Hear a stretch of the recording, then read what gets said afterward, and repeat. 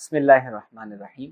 الحمدللہ، ماہ رمضان المبارک کی ان بابرکت ساعتوں میں ٹیم الانشرا آپ کے سامنے ایک مرتبہ پھر درس حدیث کے ایک نئے عنوان کے ساتھ حاضر ہے، اور آج ایک بہت ہی اہم ٹاپک نعمتوں کی قدر اور ان کا شکر کے اعتبار سے ہم آپ کے سامنے کچھ کلام کرنے کی سعادت حاصل کریں گے۔ نبی کریم صلی اللہ تعالی علیہ وآلہ وسلم نے ارشاد فرمایا، اغتنم خمسن قبل خمسن، یعنی کہ 5 چیزوں سے پہلے غنیمت جانو۔ شبابکا قبل حرمک، جوانی کو بڑھاپے سے پہلے، وصحتکا قبل سقمک، اور صحت کو بیماری سے پہلے۔ اسی طریقے سے فرمایا وغناکا قبل فقرک، اور غنا کو مالداری کو فقر سے پہلے۔ یوں ارشاد فرمایا وفراغا قبل شغلک، اور فراغت کو مشغولیت سے پہلے۔ اور آخری چیز وحیاتک قبل موتک، اور زندگی کو موت سے پہلے۔ اللہ تبارک و تعالیٰ نے انسان کو اس دنیا کے اندر پیدا فرمایا اور طرح طرح کی نعمتوں سے مالا مال کیا۔ ہم سب سے پہلے اس بات پر غور و تفکر کریں کہ رب کائنات نے ہمیں انسان پیدا فرمایا، پھر اس نے ہمیں مسلمان پیدا کیا، اور سب سے بڑھ کر نبی کریم صلی اللہ تعالیٰ علیہ وسلم کی امت میں ہمیں پیدا فرمایا۔ اور جب ہم دنیا کے اندر آئے تو اللہ تبارک و تعالیٰ نے ہماری پیدائش سے لے کر ہمارے آخری وقت تک کئی نعمتیں عطا فرمائیں کہ جن کا شمار کرنا انسان کے بس کے اندر بالکل بھی نہیں ہے۔ اور اگر انسان اس زندگی کو اللہ تبارک و تعالیٰ کی تعلیمات کے مطابق گزارتا ہے، نبی کریم صلی اللہ تعالیٰ علیہ وسلم کی فرامین کے اوپر عمل کرتا ہے، تو اس دنیا کے جانے کے بعد جو اللہ رب العزت ہمیں نیکیاں عطا فرمائے گا، اس کے بارے میں تو خود سرکار نے فرمایا کہ وہ نعمتیں ہوں گی کہ نہ کسی آنکھ نے ان کو دیکھا اور نہ کسی کان نے اس کے بارے میں سنا۔ تو یوں اللہ رب تبارک و تعالیٰ نے ہمیں جو نعمتیں عطا فرمائی اس کا کوئی شمار نہیں ہوتا۔ اور اگر ہم شکر کی بات کریں تو شکر کی تعریف یہ بیان کی گئی ہے کہ انسان اللہ تبارک و تعالیٰ کی جانب سے یا کسی کی جانب سے جو نعمتیں ملتی ہیں، اس نعمتوں کے ملنے کے ساتھ انسان کے قلب کے اندر ایک کیفیت پیدا ہو جائے جس کا اظہار کرنا شکر کہلاتا ہے۔ یعنی کہ اللہ تبارک و تعالیٰ نے ہمیں نعمتیں عطا فرمائیں، جس طریقے سے میں نے ابھی آپ کے سامنے عرض کیا، تو نعمتوں کے ملنے سے دل کے اندر ایک خوشی پیدا ہوتی ہے جس کا انسان اظہار کرتا ہے، اور اس اظہار کرنے کو شکر کہا جاتا ہے۔ بعض اوقات یہ اظہار زبان سے کیا جاتا ہے، کبھی یہ اظہار اپنے کان سے کیا جاتا ہے، کبھی یہ اپنے قلب سے کیا جاتا ہے۔ مختلف اعضائے بدنی سے انسان ان نعمتوں کا شکر ادا کرتا ہے۔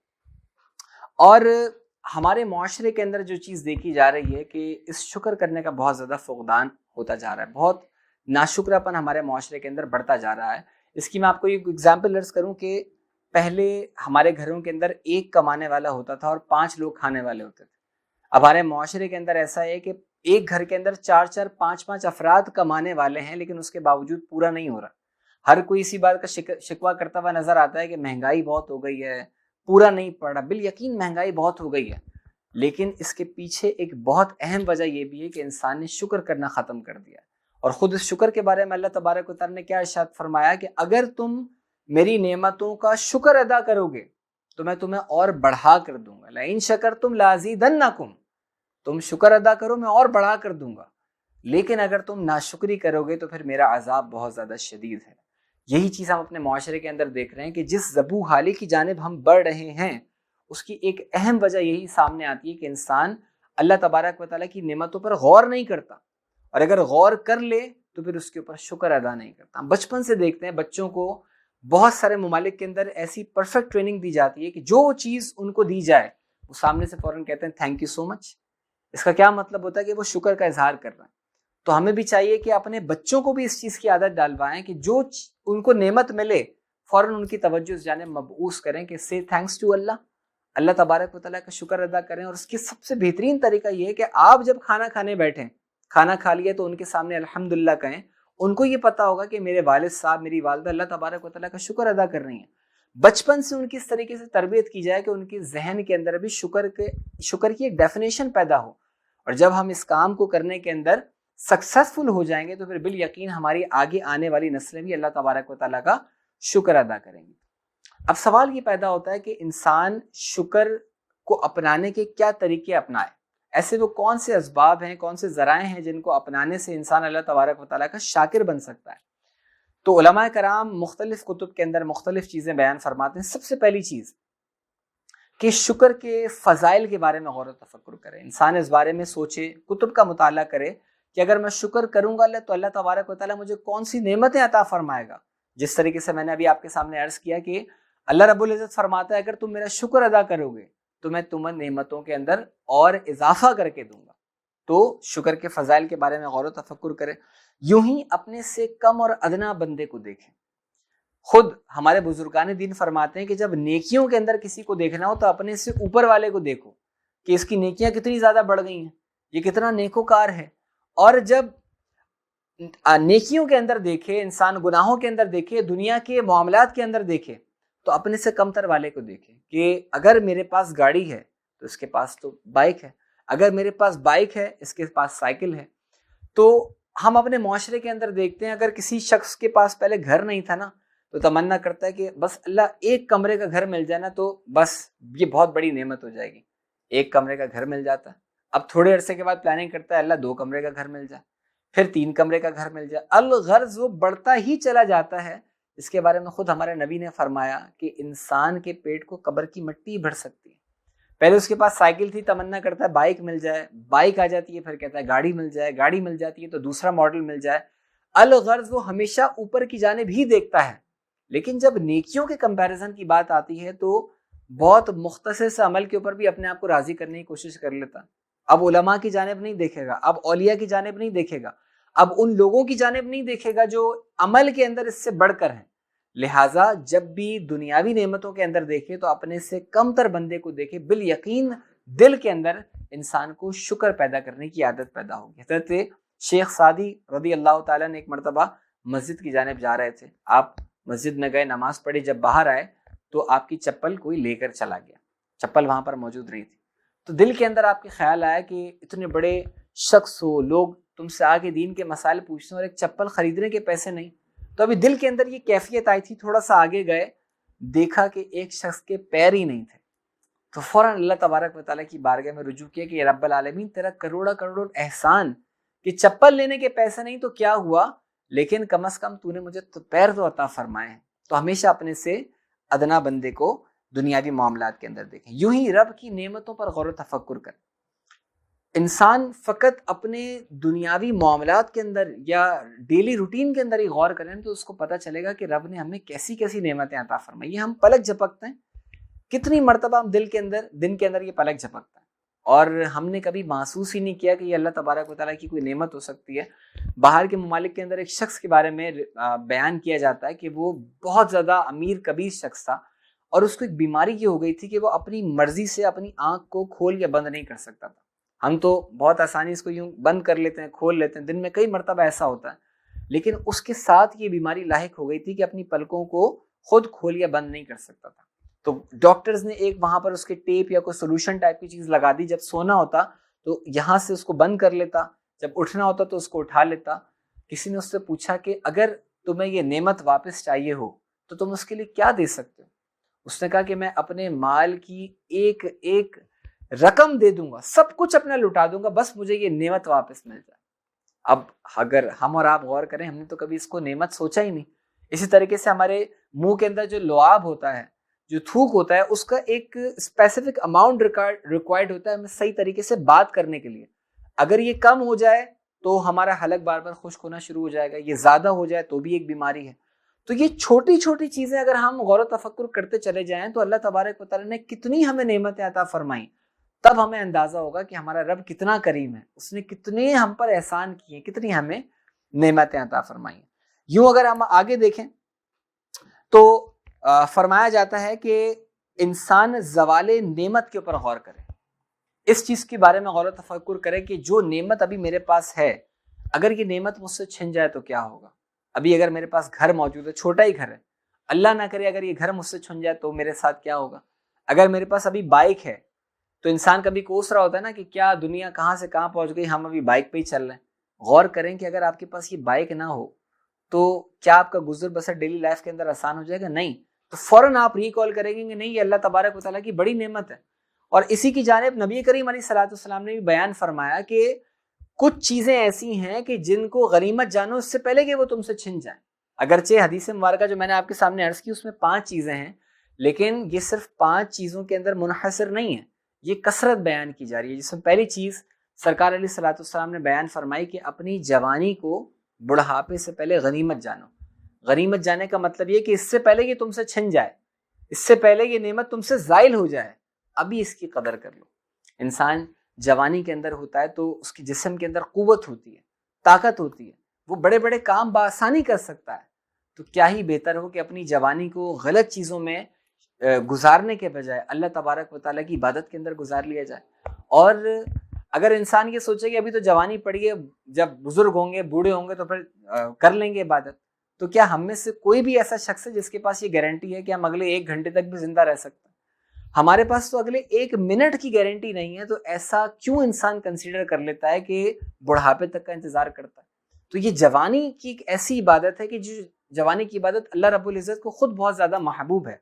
نبی کریم علیہ الصلوۃ والسلام نے ارشاد فرمایا کہ قیامت کے دن جب کسی چیز کا سایہ نہیں ہوگا، اللہ تبارک و تعالیٰ 7 لوگوں کو اپنے عرش کا سایہ عطا فرمائے گا، اس میں سے ایک وہ نوجوان ہوگا جس نے اپنی جوانی عبادت کے اندر گزاری ہوگی۔ بڑھاپے کے اندر تو انسان پہلے ہی مسجد کے اندر چلا جاتا ہے، مسجد کے بٹن وہ لائٹیں وائٹیں بھی کھول دیتا ہے، پنکھے بھی کھول دیتا ہے، صفائی بھی کر لیتا ہے، تو سارا دل اس کا مسجد کے اندر لگ جاتا ہے، ایسی کیفیت پیدا ہو جاتی ہے، لیکن اب اس کے پاس کرنے کو کوئی اور کام نہیں ہوتا۔ جوانی کے اندر ایک وہ چیز ہے کہ انسان اپنے آپ کو جوان رہتے ہوئے اللہ تبارک و تعالیٰ کی عبادت کی جانب گامزن کرے۔ دوسری چیز حضور علیہ الصلوۃ والسلام نے بیان فرمائی کہ صحت کو بیماری سے پہلے عافیت جانے۔ ابھی وہی بات کہ جسم کے اندر طاقت ہے، اب اگر ایسا وقت آ جائے اللہ نہ کرے، اور یوزولی انسان جب آگے کی جانب بڑھتا ہے تو یہ وقت آتا ہے کہ جو پہلے اس کے اندر قوت تھی، پہلے اس کے اندر جو طاقت تھی وہ اب نہیں ہوگی۔ ایک بزرگ ارشاد بھی فرماتے ہیں نا کہ ریاضت کے یہی دن ہیں، بڑھاپے میں کہاں ہمت، جو کچھ کرنا ہے ابھی کر لو، ابھی نوری جواں تم ہو۔ تو اگر صحت ہی باقی نہ رہی، انسان بیماری کی جانب چلا گیا، تو پھر اب انسان اس چیز کے اوپر غور کرتا ہے کہ کاش میں اس صحت کو یوٹیلائز کر لیتا، کاش میں اس وقت عبادت کر لیتا۔ جب انسان کا جسم کمزور ہو جاتا ہے، اب تمنا کر رہا ہوتا ہے کہ بس 2 رکعت کھڑے ہو کر پڑھنے کی سعادت مل جائے، لیکن اس وقت وہ 2 رکعت بھی نہیں پڑھ پا رہا ہوتا۔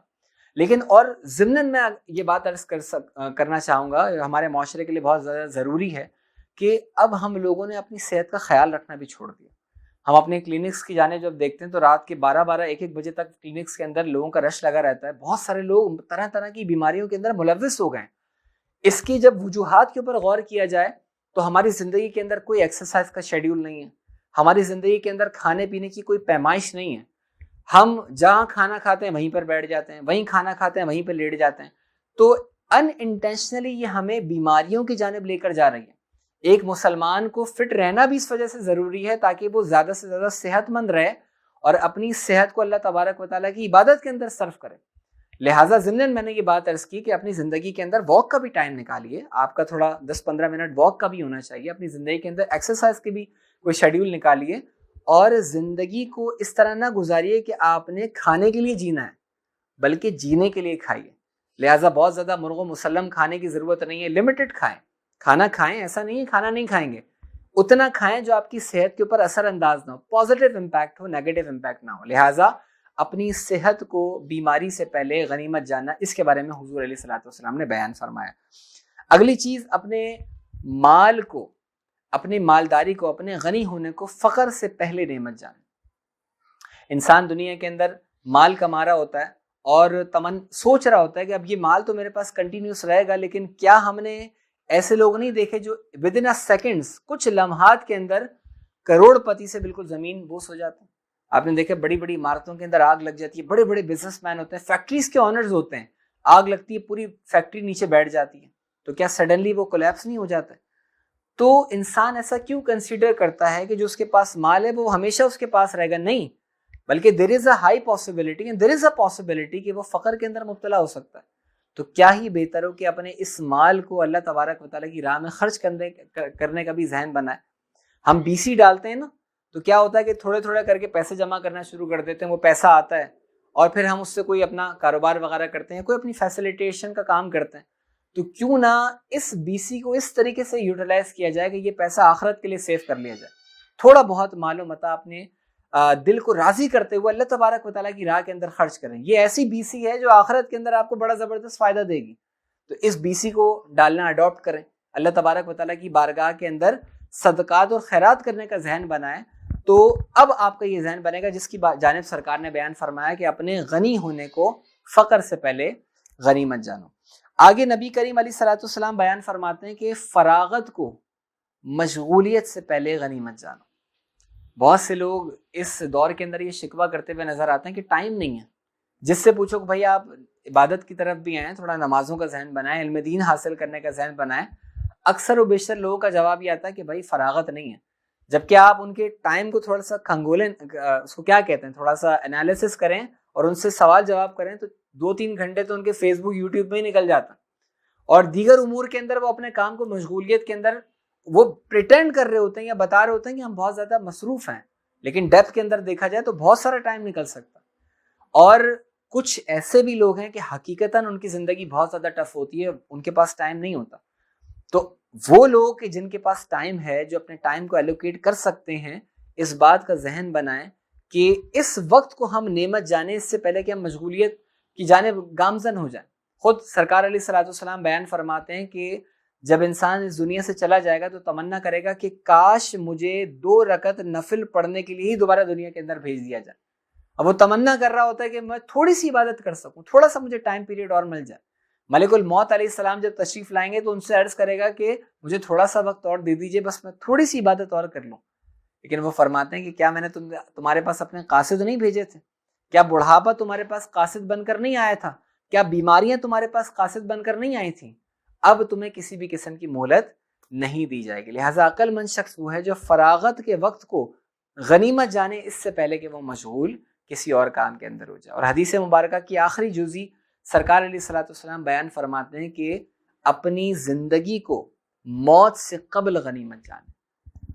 اسی طرح حدیث مبارکہ, ایک اور حدیث مبارکہ میں بھی اشارہ کیا گیا ہے کہ قیامت کے دن بندہ رب تعالیٰ کی بارگاہ کے اندر عرض گزار ہوگا کہ رب العالمین مجھے تھوڑی دیر کے لیے دنیا کے اندر واپس بھیج دے, میں سجدے سے اپنے سر کو ہی نہیں اٹھاؤں گا.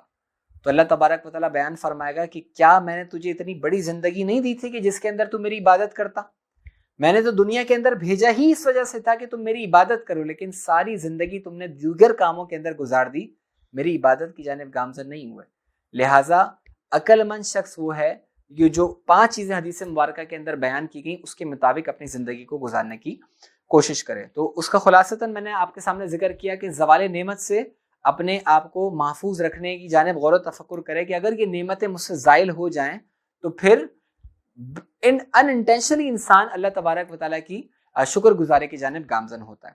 اور آخری بات کہ مصیبت پر بھی اللہ رب العزت کا شکر ادا کریں. ہم اکثر و بیشتر یہ دیکھتے ہیں کہ کوئی نعمت ہمیں ملتی ہے تو ہی ہم اللہ تبارک و تعالیٰ کا شکر ادا کرتے ہیں, نہیں, بلکہ اگر ہمیں کوئی پریشانی آ جائے, ہمیں کوئی آزمائش آ جائے, اس پر بھی اللہ تبارک و تعالیٰ کا شکر ادا کریں. پاسبل تھا کہ ہمارا اس سے بڑا کوئی نقصان ہو جاتا. ایک بزرگ گزرے ہیں کہ ان کا مرید ان کے پاس آیا اور اس نے عرض کی کہ حضرت میرے گھر کے اندر چوری ہو گئی ہے اور میں بہت زیادہ پریشان ہوں. تو انہوں نے کہا اللہ کا شکر ادا کرو. تو اس نے کہا کہ میرے گھر میں چوری ہو گئی ہے, اس پر بھی اللہ کا شکر ادا کروں. تو آپ نے کیا خوبصورت بات ارشاد فرمائی. آپ فرماتے ہیں کہ تمہارے گھر کے اندر چوری ہوئی, تمہارا مال ہی گیا ہے, شکر کرو شیطان تمہارے دل کے اندر آ کر تمہارا ایمان نہیں لے کر چلا گیا. تو دیکھیں کیا خوبصورت انداز کے اندر تربیت فرمائی. اسی طریقے سے ایک اور بزرگ کے بارے میں آتا ہے کہ آپ اپنے مریدوں کو بار بار یہ نصیحت کرتے تھے کہ ہر حال میں اللہ کا شکر ادا کرو, جو بھی پریشانی آ جائے اللہ کا شکر ادا کرو. ایک مرتبہ ان کے مرید کے ساتھ کیا ہوا کہ اسے ایک غلط فیصلے کے اندر, غلط مقدمے میں, جھوٹے مقدمے میں جیل کے اندر بند کر دیا گیا. اب اس نے جیل سے خط لکھا کہ حضرت اب کیا کرنا ہے؟ فرمایا اللہ کا شکر ادا کرو. بڑا حیران ہوا کہ مجھے تو جیل میں بند کر دیا, انہوں نے کہا تھا شکر ادا کرو, میں تو جیل میں بند ہو گیا. کچھ عرصے کے بعد ایک مجوسی کو وہاں پر لے کر آیا گیا اور جو جیل والے تھے نا ان کے پاس زنجیریں وغیرہ کم تھیں, تو ایک ہی زنجیر کے اندر باندھ دیا. اب ہوا یہ کہ ایک زنجیر کے اندر 2 بندے بندے ہوئے ہیں, واش روم جانا ہے تو ایک بندہ قضائے حاجت کر رہا ہے, دوسرا وہاں پر موجود, جو وہ کام کر رہا ہے دوسرا ساتھ ساتھ جا رہا ہے. پھر پریشان ہو گیا, پھر اپنے بزرگ کو خط لکھ دیا کہ حضرت آپ نے تو کہا تھا کہ اس جیل کے اندر جانے کا شکر ادا کرو, میں نے شکر ادا کیا, ایک اور پریشانی کے اندر مبتلا ہو گیا. تو پھر حضرت نے یہی تلقین کی کہ بیٹا پھر اللہ کا شکر ادا کرو. اب اس سے برداشت نہیں ہوا, اس نے کہا کہ مجھے کوئی حکمت بیان کی جائے. انہوں نے کہا کہ تم شکر ادا کرو کہ اس کی بیڑیاں ہی تمہارے پیروں کے اندر آئی ہیں. اگر اس مجوسی کے گلے کے اندر جو زنابی لٹکی ہوئی ہے اگر وہ تمہارے گلے کے اندر آ جاتی تو پھر تم کیا کر لیتے؟ یعنی کہ اگر تم بھی مجوسی ہو جاتے تو تم کیا کر لیتے؟ تو دیکھیں ہر کیفیت کے اندر انہوں نے، ہمارے بزرگان دین نے یہی بات ارشاد فرمائی کہ مصیبت بھی آ جائے، آزمائش بھی آ جائے تو اس پر بھی اللہ تبارک و تعالیٰ کا شکر ادا کرے کہ رب العالمین تیرا بڑا کرم ہے کہ اس سے بڑی مصیبت آنے سے تو نے ہمیں محفوظ رکھ لیا. تو خلاصہ کلام یہ ہوا کہ نعمتوں کی قدر کرنا ہمارے لیے بہت زیادہ ضروری ہے. ہر نعمت کے بارے میں غور و تفکر کریں، اللہ تبارک و تعالیٰ کی دی گئی نعمتوں کا شمار کرنے کی کوشش کریں، پھر دل سے اللہ تبارک و تعالیٰ کا شکر ادا کریں. رب کریم کی بارگاہ میں دعا ہے کہ ہمیں خوب اپنا شکر کرنے کی سعادت نصیب فرمائے. آمین. وآخر دعوانا ان الحمد للہ رب العالمین.